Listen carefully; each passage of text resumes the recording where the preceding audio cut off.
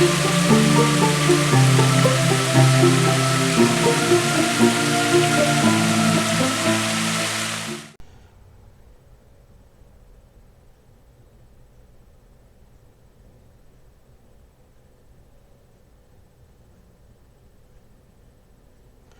is going on, everybody? It's your boy Raven, and I said this on the live stream today, and I'm going to go ahead and say it now. No more bitching about what we don't like. There's enough of that going around on Twitter, I think. And the last video, I really did not like leading off with something like that. I really wanted to lead off with something that I did like. I wanted to start out with reviews. We're still not doing that just yet, but I did want to make a video, take a few minutes and talk to you about some of the RPGs that we do like. Why? Because there's something that we don't like that just came up, and that was, and to be honest, it's kind of a silly thing, really, to me. Chaosium bending the knee again. You know, like, we made that last video, and it did fuck all. I mean, it educated the right people, you know, the decent people who just want to play fucking games, and that's all any of us are looking for. And I've said it before, and I'll say it again. I hope that you're starting to wrap your head around the fact that appeasement does not work. I mean, plain and simple, I don't know how else to put it to you. You give in to one demand, and boy, they puff their chests out, however big those may be, and then they come after you for something else. It's demand after demand after demand until death by 1,000 cuts happens. So the thing that we don't like is that Chaosium has put in the pronoun option for characters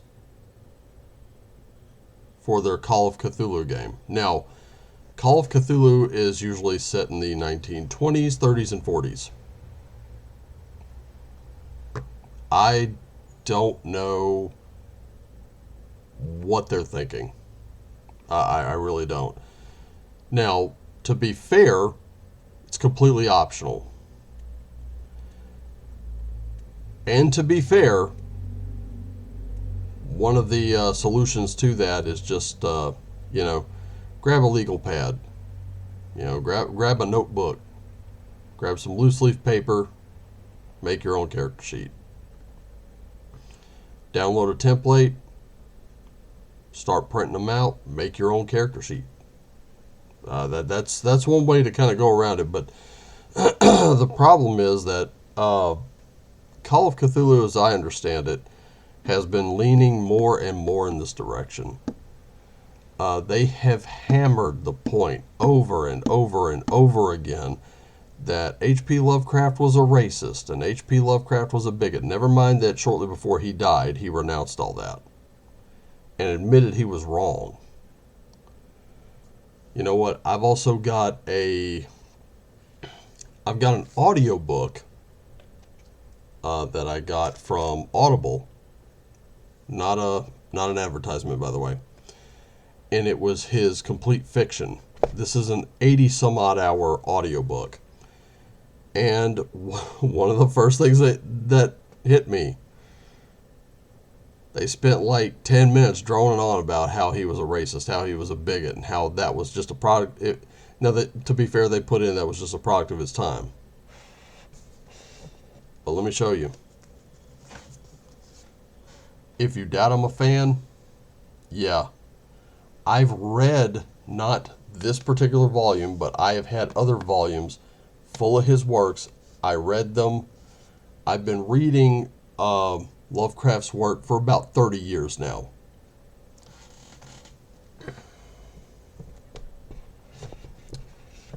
And let me tell you something. I'm a fan. Now, some of you are probably going to be like, well, that's no surprise, but let me put it this way. To me, this is just a work of fiction. It's something it's gameable, and I do use it.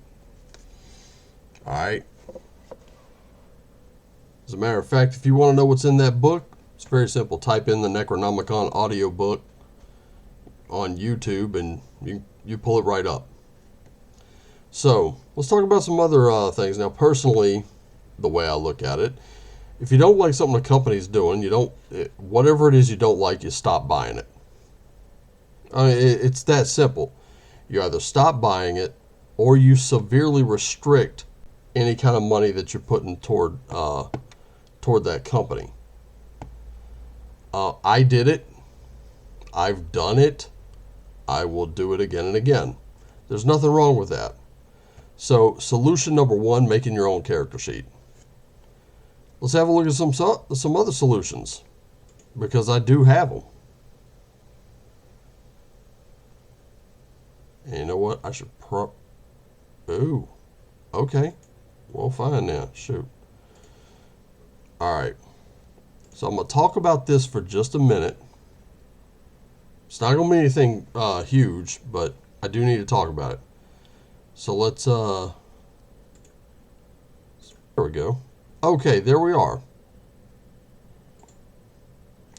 Amazing Adventures. Let's start with this one. If you go to trolllord.net, this PDF is going to cost you about $20. That's not bad. I think you can actually get it on sale for half that on, and I'm loath to recommend this site, but hey, you do you. I know there's like a money crunch right now, and I'm gonna tell you about a couple options with this book. Number one, you can purchase it in physical for $10. Two, you can purchase the PDF that I'm showing you right here for $20, and that's on Trolllord's site. Or you can go to DriveThruRPG and purchase it for $10.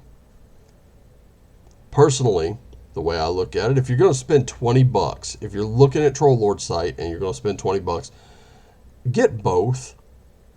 I do. I have both, and let me tell you something. I love this book. I bought the physical copy first. I found the sale on DriveThru, and I purchased the digital. I also purchased digital copies of Castles and Crusades too, and that's something else I'll cover later on down the line. The thing about Trolllord games, this particular piece of work here by Jason Vey. Watch this.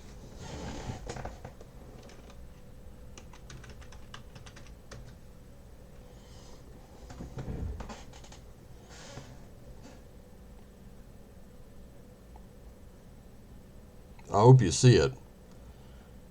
Right here. Some societies are religious in nature, dedicated to worship of a specific deity or deities, or dedicated to a specific method of worship. They're known as mystery cults or just cults. The Jamestown cult, the Branch Davidians, the fictional cult of Cthulhu, Al-Qaeda, even the Manson family are all examples of religious cults. Well, that's one thing right there. You got guardian societies in here, control societies, fraternal orders, scholarly societies, warrior societies, mystery cults. Got shadow organizations in there, open secret societies, all that good stuff. You can do Call of Cthulhu right here. This particular book is primarily aimed at doing pulp adventures. So here you go, right here. On top of that, if you go to Trolllord's Bag of Holding, right, the Bag of Holding section,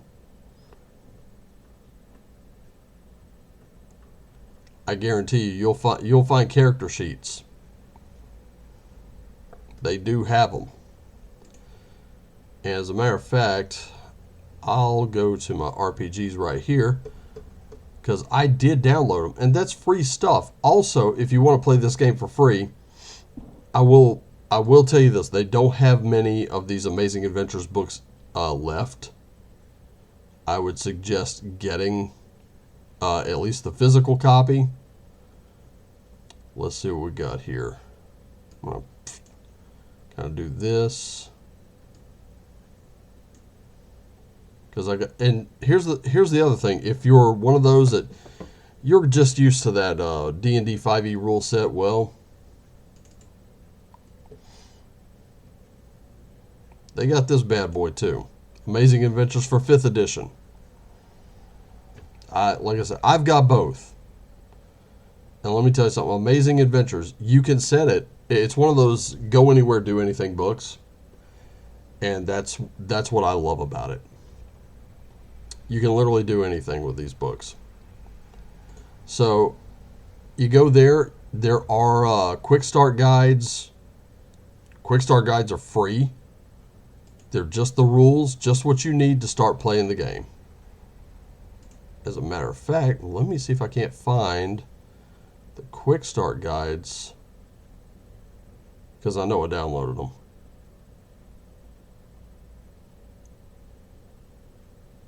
Oh well. Honestly, I'm not finding it. I probably should have been a little bit better prepared. Oh, here we go. AA character sheet. Here we go.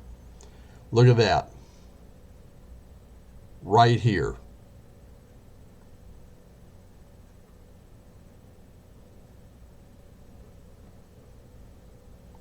No pronoun stuff on there for you. Again, Amazing Adventures. Whether it's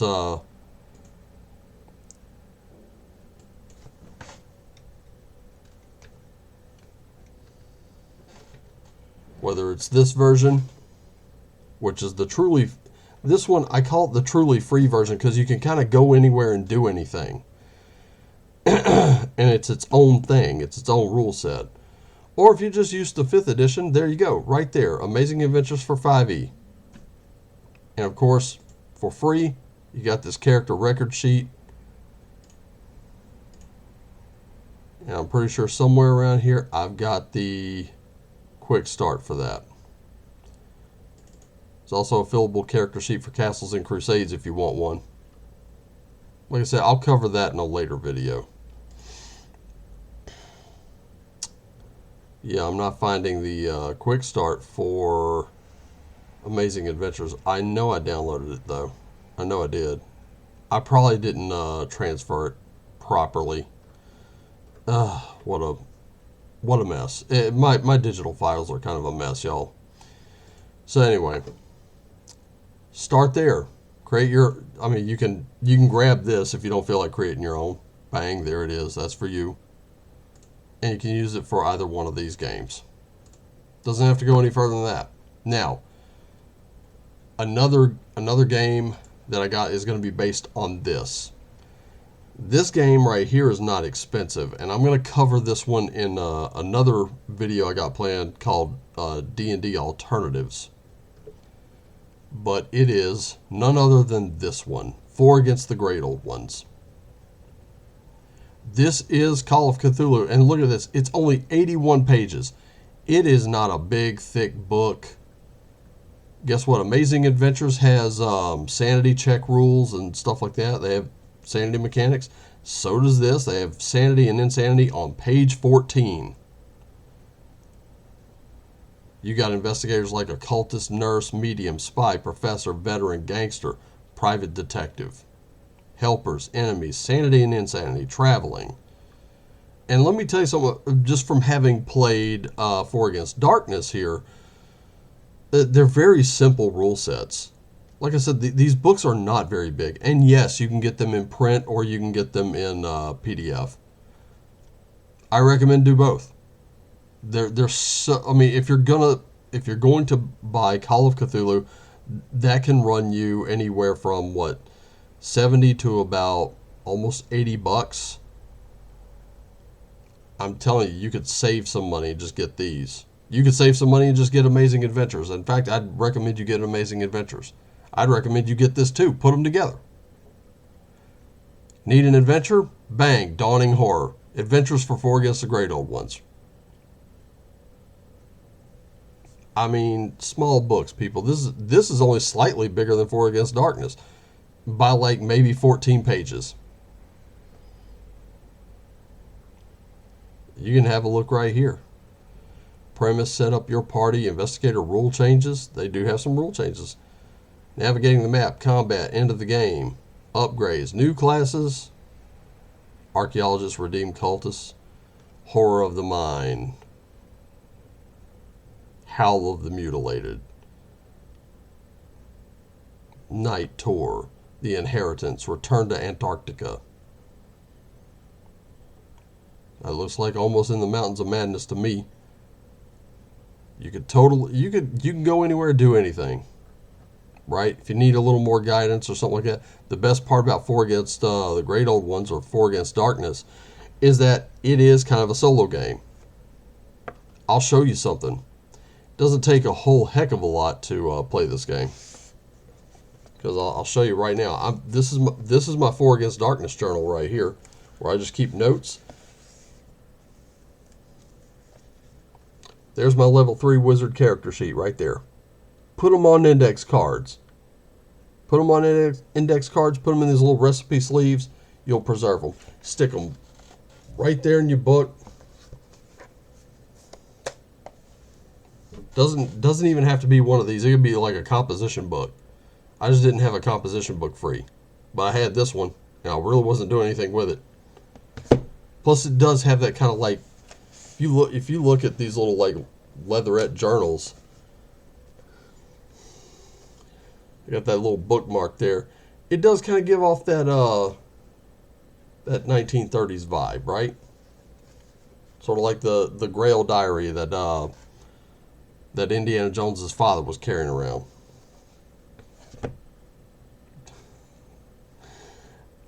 Not gonna lie, I literally bought this game over the cover, and I don't regret that purchase. It was really good.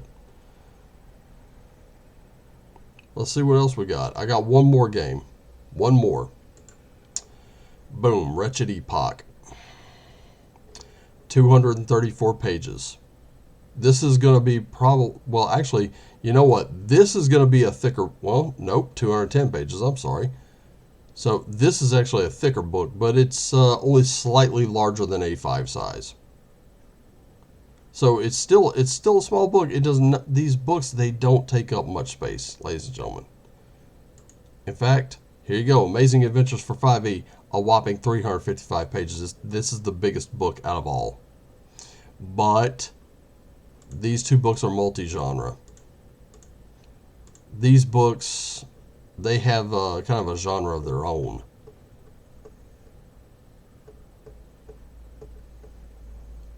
Part 1, Introduction.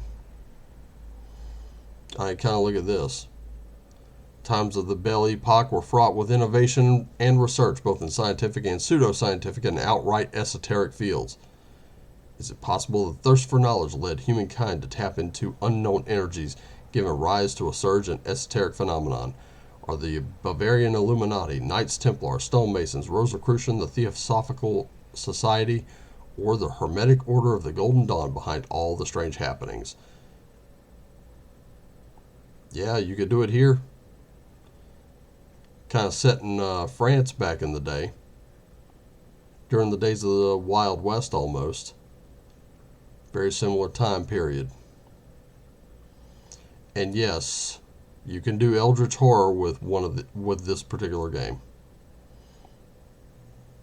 Because I think even... Yeah, you're still going to make a character based on one of the 7 deadly sins. And this is going to be a game I cover a little bit later. But you can still do it. And I'd be willing to bet at some point, we're probably going to hit the sanity and insanity rules. In fact, let me have a look. Oop. Yeah, I got it. Shut up.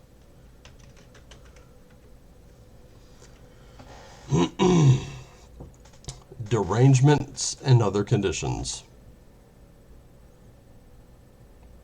So yeah, you can have all kinds of mental disorders in this one.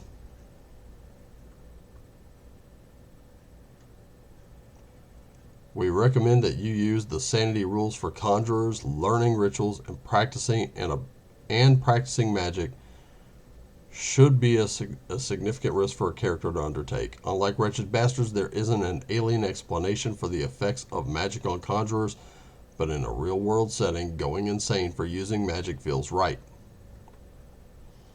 Every time a ritual is performed or a magical artifact activated, the players must roll a wisdom saving throw. And look what can happen. Right? Optional rules, magic rituals. All kinds of good stuff in here. And that's Wretched Epoch. Let's see if we have anything specifically. Nope, nothing. Okay, nothing specifically for Cthulhu, but you could still hack this game. As a matter of fact, you could hack this, Four Against the Great Old Ones, and Amazing Adventures together. Make your own game. And what's the point of all this? It's really simple. Really simple, ladies and gentlemen. Doesn't have to go any further than just, you know, if you can't make your own, you know, give your money to a company that don't hate you. Give your money to these independent guys. These independent people like Miguel Ribeiro, Sylvia Clemente, Joe Coombs, Andrea. I don't want to try even pronouncing her last name because I'm pretty sure I'm going to screw it up. But the one of the writers for the Four Against games, or even Jason Vey from Troll Lord Games. Those companies don't hate you. They will happily take your money and just give you a game because they know that's what you want. You know, starve them out. I'm serious. Like, close your wallets to them. Might be tough, but hey, we're creative, right? We have imaginations. We keep saying that over and over again. These woke people don't have imaginations. We do.